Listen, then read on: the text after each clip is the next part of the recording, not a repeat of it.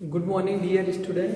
चूंकि BA LLB के जो सिलेबस के अकॉर्डिंग जो पांचवा प्रमुख जो यूनिट है वो टेंसेस के बारे में है, और टेंसेस के अलावा उसमें स्पेशली लिखा हुआ है कि tenses and the various rules of the translation.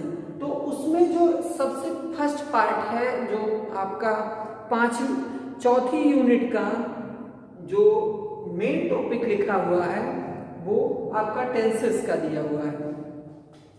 उसमें आप देखेंगे कि इस चार्ट में मैंने ये बताने का प्रयास किया है कि एक ही बार में जो कि टेंसेस के बारे में आप बचपन से ही रीड करते आए हैं, तो उसमें बस आपको इतना पता होना चाहिए कि कौन सी हेल्पिंग वर्ब यूज की जा रही है, किस तरह से ट्रांसलेशन करना है।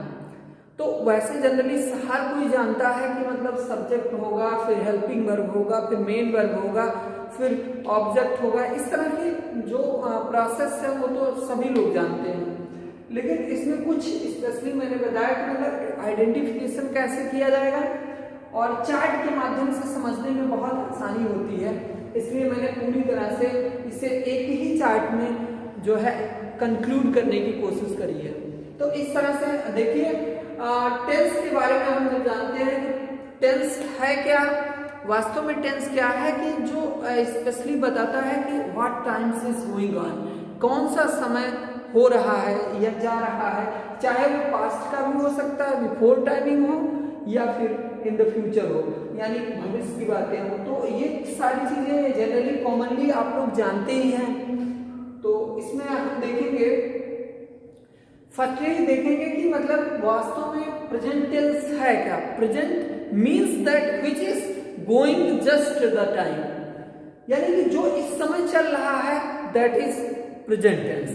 तो इसकी आइडेंटिफिकेशन में देखेंगे कि इसके आइडेंटिफिकेशन में हमेशा ऐसे वाक्य जिसके अंत में ता, ती, ते हैं आते हैं, ता है, ती है, ते हैं आते हैं, तो ऐसी दशाओं में वह प्रेजेंट इंडेफिनिट टेंस होता है। इंडेफिनिट यानी कि जो अगर डेफिनिट है तो निश्चित है, indefinite which is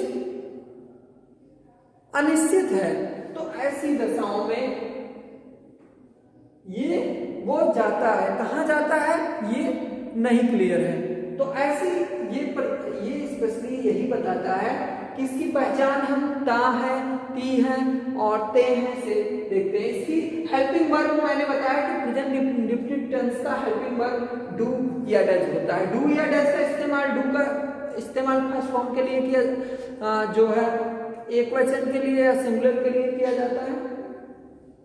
I, we, you, दे इत्यादि के लिए जो है डू का इस्तेमाल करते हैं। ऐसे ही मैंने आपको बताया कि मतलब डज के इस्तेमाल के लिए ही, सी, इट, दे, नेम वगैरह है तो उसमें भी डज का इस्तेमाल किया जाएगा। और इसके फर्स्ट फॉर्म में एस या ई एस जोड़ देते हैं।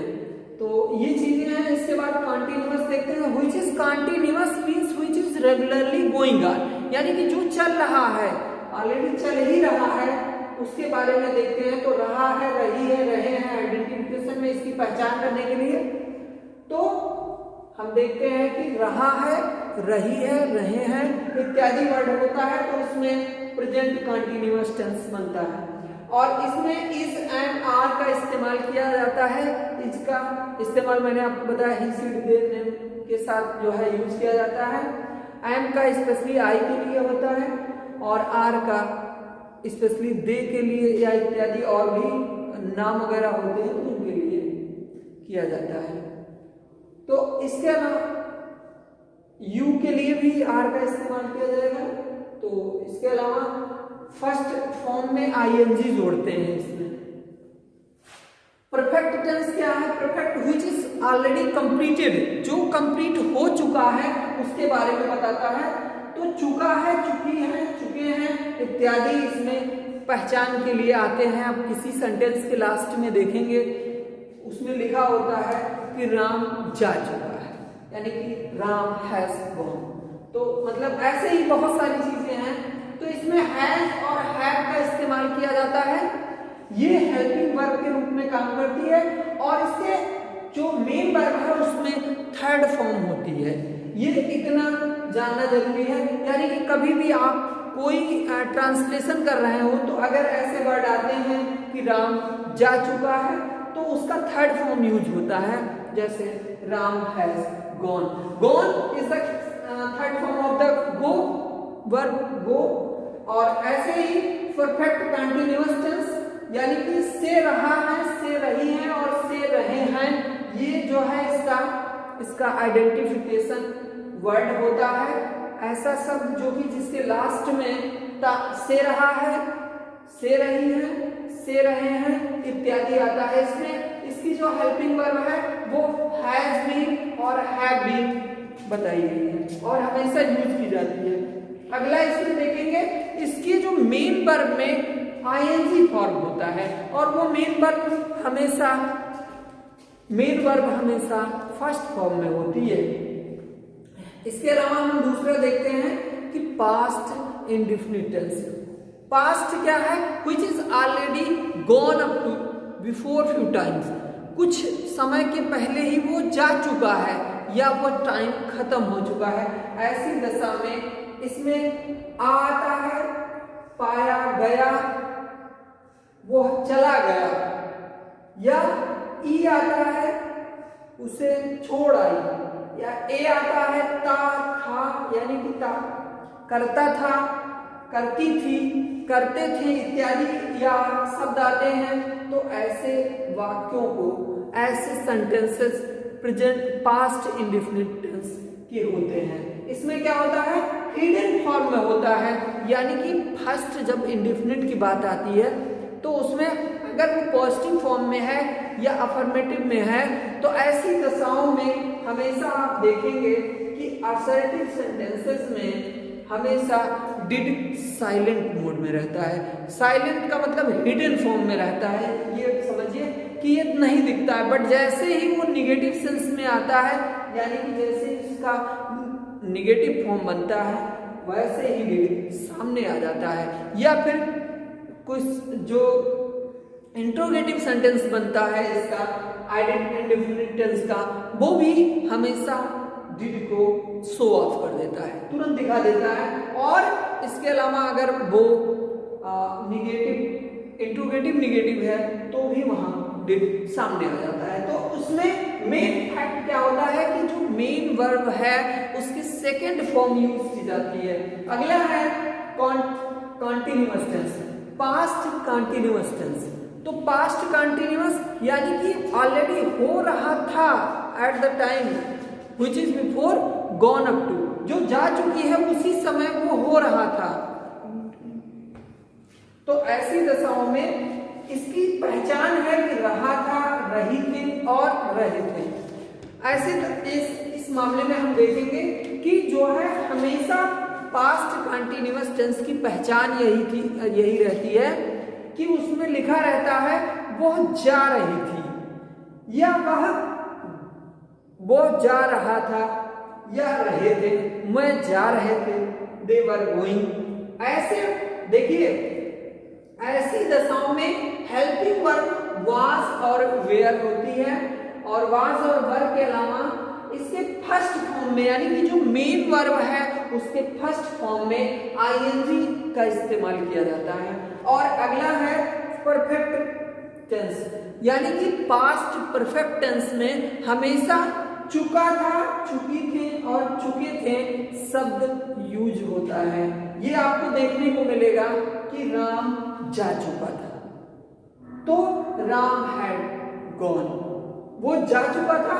देखिए यहाँ जो हेल्पिंग वर्ब है एक ही है, यहाँ हैड का ही इस्तेमाल करना, यानी कि चाहे आई हो, I we you he she it they name, every type of जो है नाउन और प्रोनाउन के साथ क्या होगा, हमेशा हैड का इस्तेमाल किया जाएगा। और इसके मेन वर्ब में, मेन वर्ब जो होगी उसमें थर्ड फॉर्म यूज किया जाएगा, यानी कि मेन वर्ब की third form past perfect tense में यूज की जाएगी। अगला है past perfect continuous tense. Past perfect continuous tense की जो मेन आइडेंटिफिकेशन है वो से रहा था, से रही थी और से रहे थे, वह कर रहे थे बिफोर फ्यू टाइम्स, या 2 ईयर, या वो पिछले 4 साल से काम कर रहे थे। तो ऐसी दशाओं में यह वह, या ऐसा हो सकता है वो पिछले 3 साल से अपनी जॉब कर रही थी। तो ऐसी दशाओं में हैड बीन का इस्तेमाल किया जाता है, यानी कि जो यहाँ हेल्पिंग वर्ब है वो हैड बीन यूज की जाती है, और हमेशा मेन वर्ब की फर्स्ट फॉर्म रहेगी प्लस उसके साथ आईएनजी यूज किया जाएगा। अगला हम देखते हैं फ्यूचर इंडेफिनिट टेंस। फ्यूचर क्या है? which will be in the after some times, यानी कि वो जो होगा कुछ समय के बाद होगा। कब होगा? उसकी पहचान होगी, वह गाएगी। गाएगी ये कहने का मतलब यही है कि वो अभी हुआ नहीं है, अब क्या होगा? ऐसा किया जाएगा। तो ऐसी दशाओं में गाएगी, वह गाएगी, ही विल सिंग, वो गाएगी। तो ऐसी दशाओं में हम देखते हैं कि उसकी पहचान होती है गा गी गे, वह विल और शैल का इस्तेमाल किया जाता है। तो मैं जाऊंगा, आई शैल गो, मैं जाऊंगा, तो आई शैल गो इस्तेमाल किया जा रहा है स्पेशली आई बी के साथ, या जो स्पेशली है वर्ड फर्स्ट फॉर्म के, तो उनके साथ ही एक वचन में हमेशा शैल का इस्तेमाल किया जाएगा। इसमें भी है ही सी इट दे, वह है, या और भी बहुत सारी चीजें हैं यू के साथ भी हमेशा यूज किया जाता है। तो फर्स्ट फॉर्म लगेगी, और इसके कंटिन्यूअस पे देखते हैं। कंटिन्यूअस टेंस जो कि रहा होगा, रहे होगी, रहे होंगे की आइडेंटिफिकेशन देता है। ये बताता है कि जो है कार्य अभी ऐसा किया जा रहा होगा, एक जो है एक संभावना व्यक्ति, एक पॉसिबिलिटी बनाई जाती है, माइंड मेकिंग की जाती है कि ऐसा किया जा रहा होगा। क्या किया जा रहा होगा? वो तो ऑन द सिचुएशन बात नहीं होगी। तो यहाँ विल बी, शैल बी का इस्तेमाल किया जाता है, यानी कि स्पेशली इसमें बी जोड़ दिया जाता है।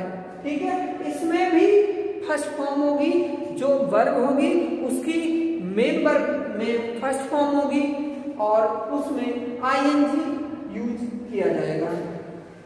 अगला है फ्यूचर परफेक्ट टेंस।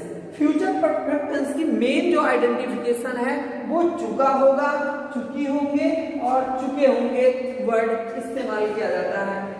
इसमें देखेंगे कि वो एक पॉसिबिलिटी इसमें भी होती है, ये बताता है कि ऐसा हो चुका होगा। कैसा हो चुका होगा? इसमें जो हेल्पिंग वर्ब है विल हैव है, और शैल हैव का इस्तेमाल किया जाता है। यहाँ थर्ड फॉर्म होगी, जो मेन वर्ब होगी उसकी थर्ड फॉर्म यूज की जाती है। अगला है perfect continuous tense. Future perfect continuous tense. तो फ्यूचर परफेक्ट कंटीन्यूअस टेंस की जो आइडेंटिफिकेशन है वो से रहा होंगे, से रहा होगी, या से रहा होगा। ऐसी दशाएं अगर आती हैं, ऐसे वर्ड, ऐसे सेंटेंसेस अगर आते हैं, तो इसमें विल हैव बीन और शैल हैव बीन यूज किया जाएगा, और इसमें हमेशा वर्ब की फर्स्ट फॉर्म में उसमें आईएनजी जोड़ा जाएगा। इस तरह से जो चार्टिंग का जो ये मेन रूप से जो जितने टेंस हैं उसके हेल्पिंग वर्ब और उसमें जो कि मेन वर्ब में जो डिफरेंसेस होते हैं उसके बारे में हमने देखा, और उसके मेन आइडेंटिफिकेशन के बारे में देखा। नेक्स्ट टर्न पे किस तरह से various rule of the translation के हैं उसके बारे में चर्चा करेंगे। आज के लिए बस इतना ही, धन्यवाद।